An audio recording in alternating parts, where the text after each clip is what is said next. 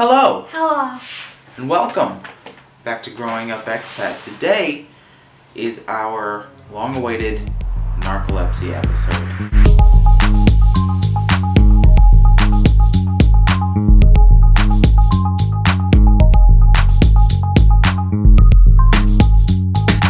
We have some questions here about narcolepsy, and Keegan, this one, has narcolepsy. Now you might be asking yourself, hey self! Huh? Well, What the hell? it is our job to inform you about what narcolepsy is. I think it's more my job. Okay. Because you know nothing.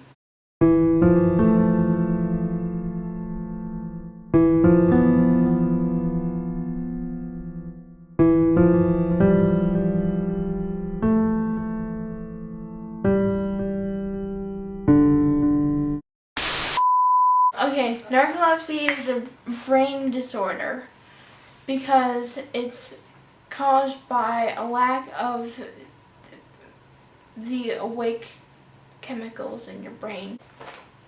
It causes... excessive sleepiness, Yes.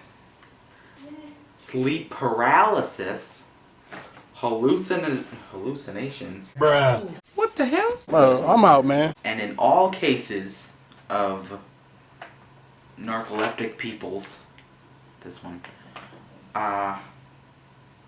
they have a thing called cataplexy. So what is cataplexy? Because I don't know what that is. Cataplexy happens when it happens around noon for every person. For people that don't have a steady diet, they have it more often. Mm-hmm. And for me, I just start to get really, really tired and my head starts to bob and I can't really walk. So what is cataplexy? What is it? What is it? Because to me it just sounds like a dyslexic cat. What?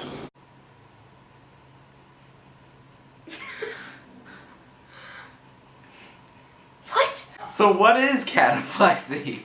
I just told you. No, you didn't. You said that you have it. But what is it? What do you mean, what is it? What is it? If it's something that goes with narcolepsy, then what does it do? What is it? It's kind of like a warning that you need to go take a nap. Well, why do they call it a different thing? What do you mean? Why do they give it a name? Why don't they just say Because, it's the part before you fall asleep in your food? Yeah. People that eat a lot of junk food and don't eat a lot of vegetables and fruits, they'll collapse. Like, they could be walking and just literally collapse. And that would be their cataplexy stage, or they will, all of them will collapse. Cataplexy is worse depending on your diet. Yeah. Is narcolepsy itself worse depending on your diet? Yes. So if you don't eat healthy and if you don't eat well, then you are more tired faster? Yeah. Okay. So the first question, you didn't see that, magic. Now there should be a carrot under your desk. So how old were you when you started having symptoms of narcolepsy? 4. 4? Well, what happened? Did you just start falling asleep all of a sudden? I don't remember, because Mommy noticed it more than I did because I thought what was happening to me was normal. The story that Mommy keeps telling me about the first encounter of my, I guess you could say my cataplexy, is we were at school and we were in the cafeteria and I just hit my head on the table because I fell asleep. And they didn't know what was wrong with me, and they were like flipping out. Because when you see a child do that, yeah, that's not cool. They're just eating and all of a sudden just. But it was faster than that, and you don't go sideways. You go straight down. Straight down. Right. So you don't remember a lot of the things that happened when you first started having narcolepsy. Yeah, and also I don't remember when I fall asleep, and that's also one of the problems when I start dreaming, and I remember almost each and every dream I have, which can also mess me up during the day because, you know, the hallucination thing.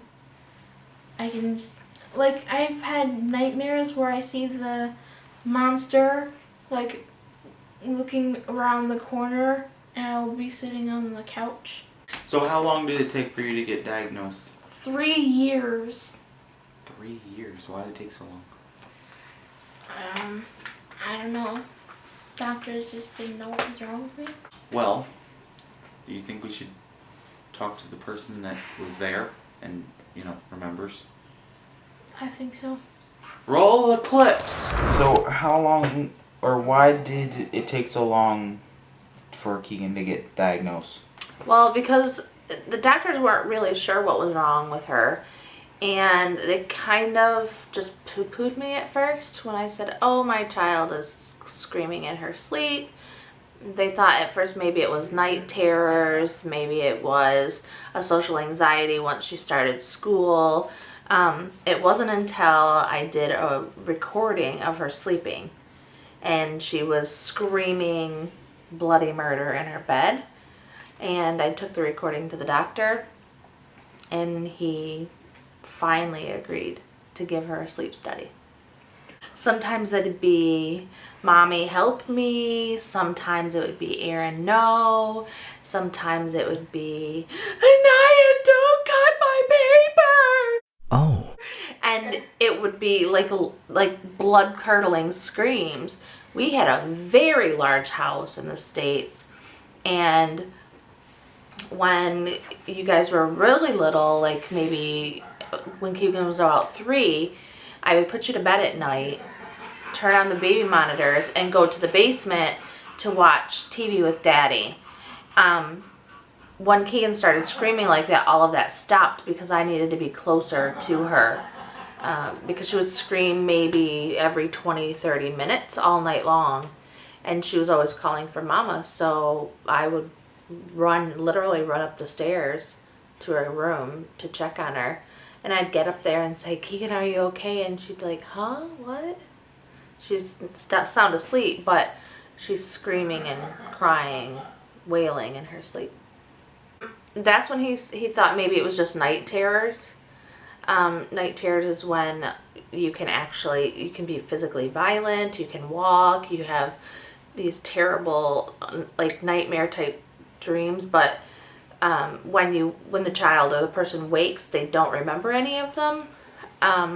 In fact, too, you had night terrors when you were starting at the age of 9 months until you were probably about 2. If you got overtired, missed a nap, at late bedtime, you would flip out once you fell asleep. What's your profanity? Once you fell asleep, you would, cry for maybe an hour and 45 minutes. So they thought possibly that Keegan had night terrors like you had night terrors. The only difference is that yours went away fairly quickly. You had it for about a year and a half maybe, whereas Keegan's just progressively got worse. And not only was she having these night terrors, but she was falling asleep literally at the click of a buckle. So we would put her in the car to go to ballet class or kung fu class or school, and before we could back out of the driveway, Keegan would be asleep. She can't sit through a day of school without literally falling over.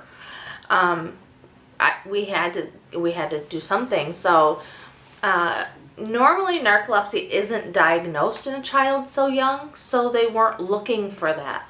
Keegan had sleep apnea. She had to have her tonsils out, and then she was also diagnosed with the narcolepsy.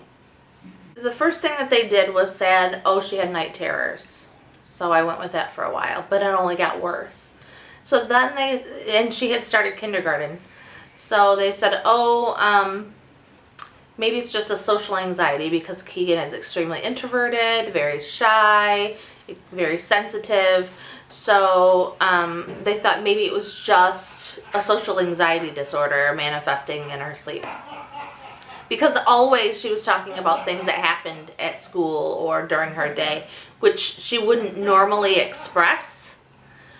She wouldn't normally say, don't cut my paper, don't write on my paper, leave me alone, stop doing that. She wouldn't normally say those things in that fashion while she was awake. So they thought maybe it was a social anxiety disorder that was just coming out in her sleep.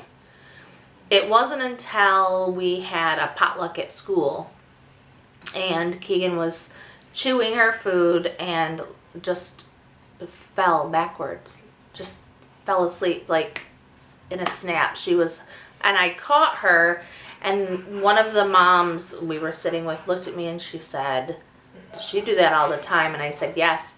She said, are you thinking what I'm thinking? And I said, yes. And that next day, I called the doctor to see about getting a sleep study because I knew at that point Keegan was narcoleptic. Okay, and we're back. That was some good answers from our mother. So, back to more questions. Is it hard for you to travel, since you're always tired? Yes. Moving on! Would you like to elaborate on that? Well, I mean, since I'm literally always tired, it's hard for me to not only stay awake, but I don't know, it's just hard. How does my condition affect you? Well, since I do live with you, and, you live here. Where else would I live? I don't know. You could live wherever you want to do. What? I don't know. Like, it doesn't... I mean, it does affect me, but not in any... I don't know. Like, sometimes I do have to... Like, I basically wake you up almost all the time. So in the mornings, naps, well, maybe not sometimes naps, but in the morning mostly, and if you're falling asleep at the table or something like that, then I usually tell you to go to bed, because you have to. Or if you're falling asleep on the couch, then I encourage you to get in the bed. Yeah, because most of the time I don't want to go to sleep. But you've been asleep for like an hour and a half, so... Right. Next question! What are some things you do for me when we're in public? When we're in public? Jeez. Probably just like reminding you to, sit up, just stuff like that. But if you're like legitimately falling asleep, then usually I'll just have you put your head on the table and then you'll go to sleep until we leave. So like that's happened many times. Almost every time we've gone out to dinner with somebody, or just the four of us, that just happens. So Is it hard to live? Is it hard to live with someone who is always asleep?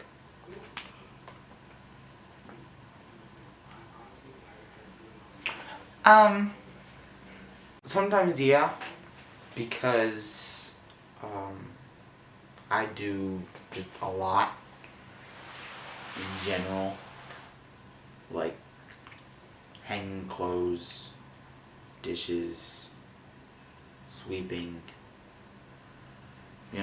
normal stuff. But I do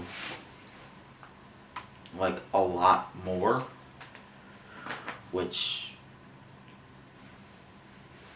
sometimes it's not fun, because sometimes I have to do things that normally you would do but you couldn't at the time. Would you prefer that I try to take the medication? No, because I don't want to deal with the sister who's a crackhead. Well, I'm out, man. Fun fact, about the medication that they give you, specifically for narcolepsy, it is made so...